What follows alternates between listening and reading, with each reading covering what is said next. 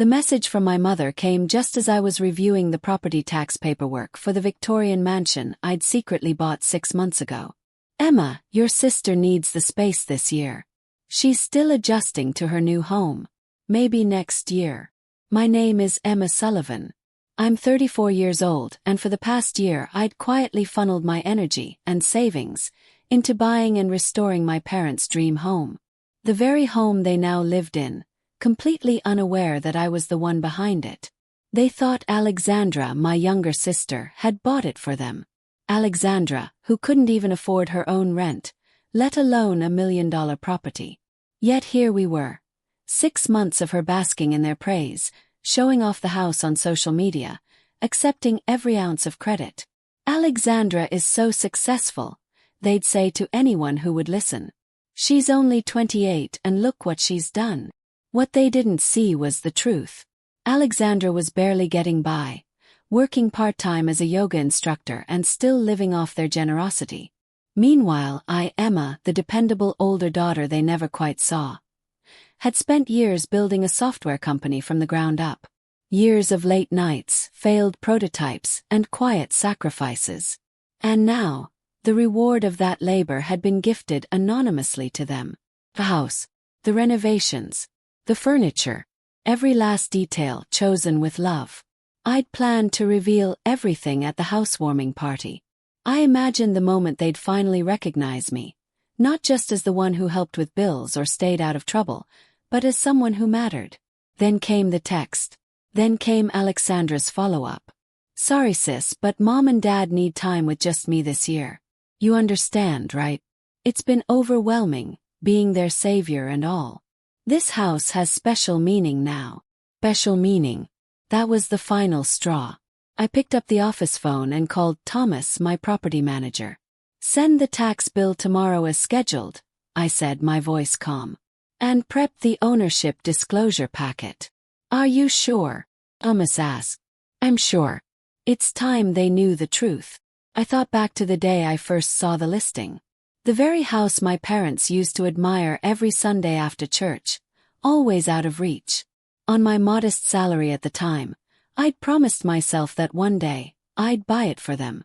And I had. Quietly, carefully, lovingly.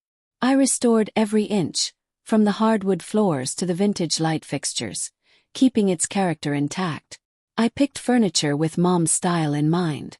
The kitchen layout was built around the way Dad liked to cook. I did it all thinking of them.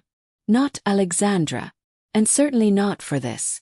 Before I could reveal the surprise, Alexandra found out the house was being prepared for our parents. She told them it was her doing, and they believed her, without question. Never once did they ask how she could afford such a home. Never wondered how the renovations happened so quickly. Of course she had done it. She always did the impossible. And I stayed silent, believing the truth would come out at the party. But now they'd gone so far as to exclude me from it. Another buzz. This time from Dad. Emma, don't be difficult. Your sister's done so much for us. The least you can do is give her this time. Maybe just focus on your work instead. That's what you're good at. That's what you're good at. How many times had I heard that phrase? When I was valedictorian. That's nice, but Alexandra made cheer captain. When I launched my company. Well, it gives you something to do while Alexandra travels and finds herself. I opened the folder Thomas had given me months ago. Proof of everything. Deeds, invoices, renovation permits, ownership records. Tomorrow the mail would tell the story I never got to.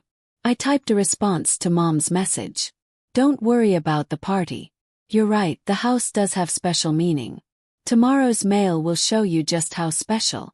The next morning I sat in my office, eyes locked on the security feed I'd installed during the remodel.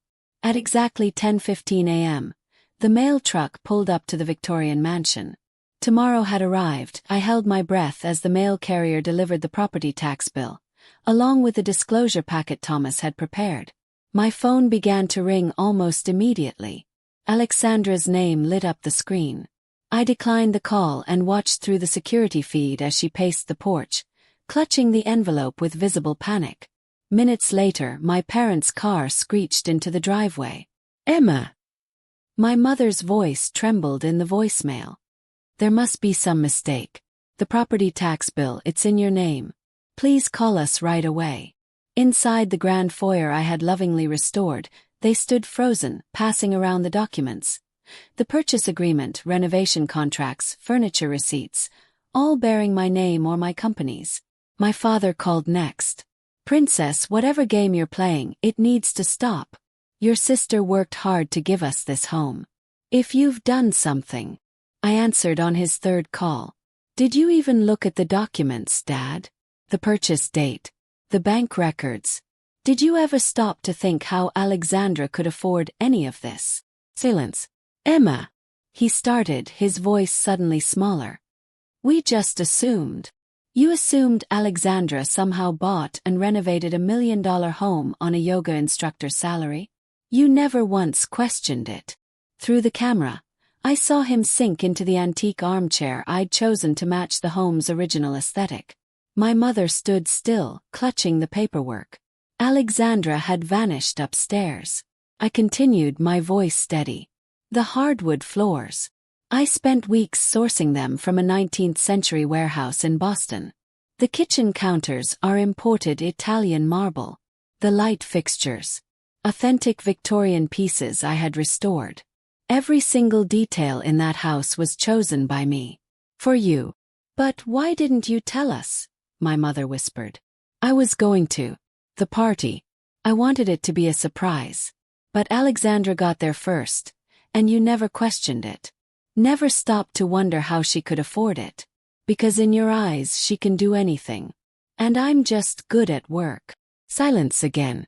Emma, please, my father said. We didn't know. No, I replied. You didn't. While Alexandra was posting yoga poses on Instagram, I was building a company. While she was finding herself, I was finding ways to make your dreams come true. And when she stole the credit, you didn't hesitate to believe her. Alexandra reappeared in the foyer, her face pale. I can explain, she said, loud enough for me to hear through the phone. Explain what? Shot back. How you found out the house was being prepared for them and decided to take the credit. How you spent 6 months playing Lady of the Manor. With my money. You don't understand, she protested. They were just so proud of me. And now? Yes. Are they still proud? My mother sank onto the staircase, head in her hands. My father remained frozen in the armchair, eyes locked on the documents. Alexandra backed into a corner, typing furiously on her phone, no doubt already drafting her next social post to spin the fallout. The property taxes are due next week, I said evenly, and the insurance payment the week after. I've already updated the payment arrangements with the property manager. What does that mean? Alexandra snapped. It means, I replied, if you want to keep living in my house, we're going to need to set some new terms. I'll be there in an hour to discuss them. I ended the call. Through the feed I watched them sit with the weight of it all. My mother was crying. My father looked years older. Alexandra had gone quiet. For the first time in my life I had their full attention. The overlooked daughter. The one who was just good at work. The one they barely saw. And yet, the one who had orchestrated it all.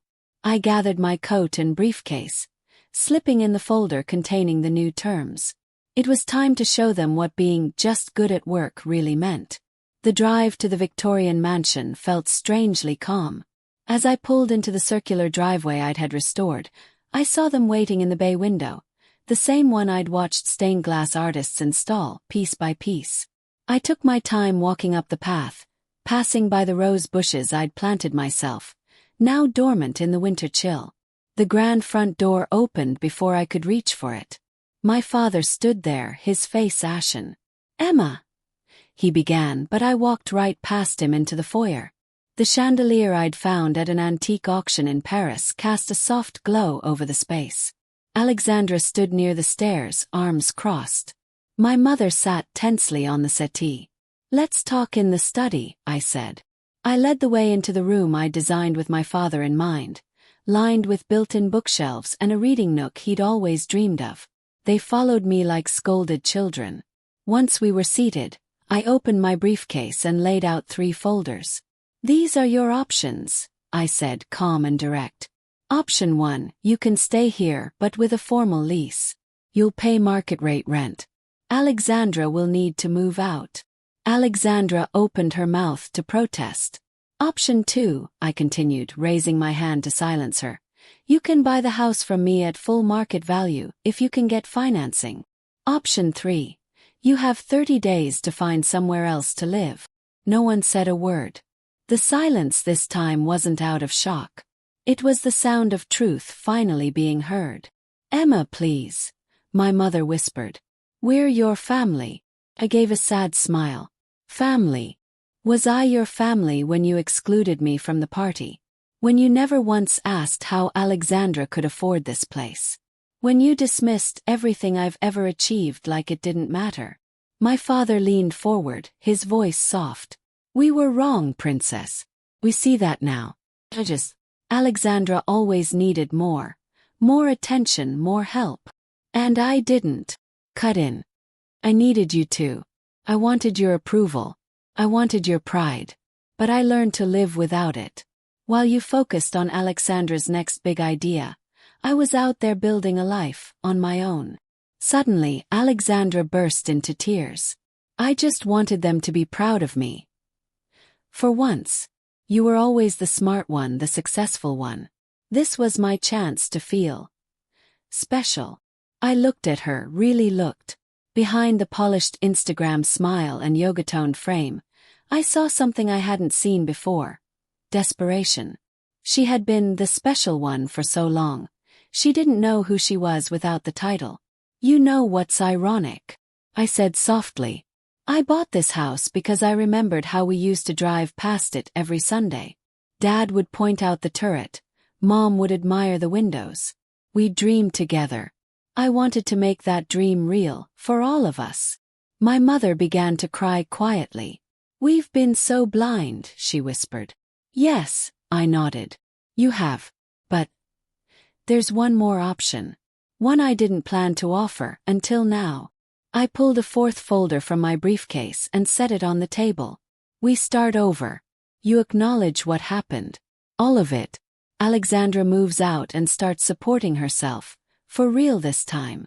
And we try to rebuild this family. One based on truth and mutual respect." "And the house?" my father asked. "The house stays in my name. But you can live here with a fair rent agreement. We'll have Sunday dinners, make new memories. Better ones. But things won't go back to the way they were." Alexandra wiped her eyes.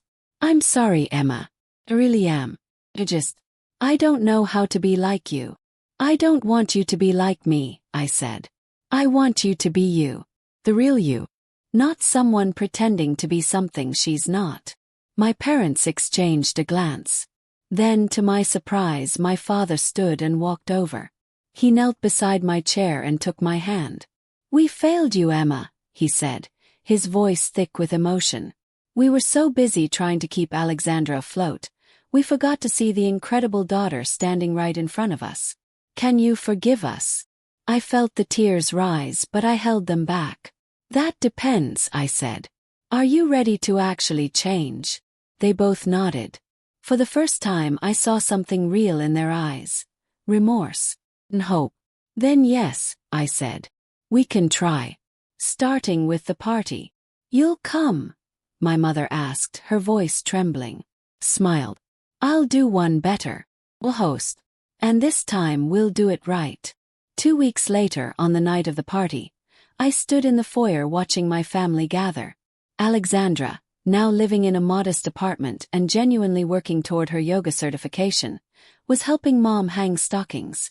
Dad was in the study, arranging books on the shelves I'd designed for him, calling out now and then to share passages. The house felt different now, warmer, real. There were no more facades, no more silent comparisons. Just a family trying to learn how to see each other. I sipped my hot chocolate near the entryway, my eyes drifting to the hallway table where the property tax bills still sat, my name boldly printed on top. Sometimes the most meaningful gifts aren't wrapped in ribbons. They're the truths we finally speak, the ones that set us free. The Victorian mansion was no longer just a house. It had finally become what I'd always dreamed it would be. Home.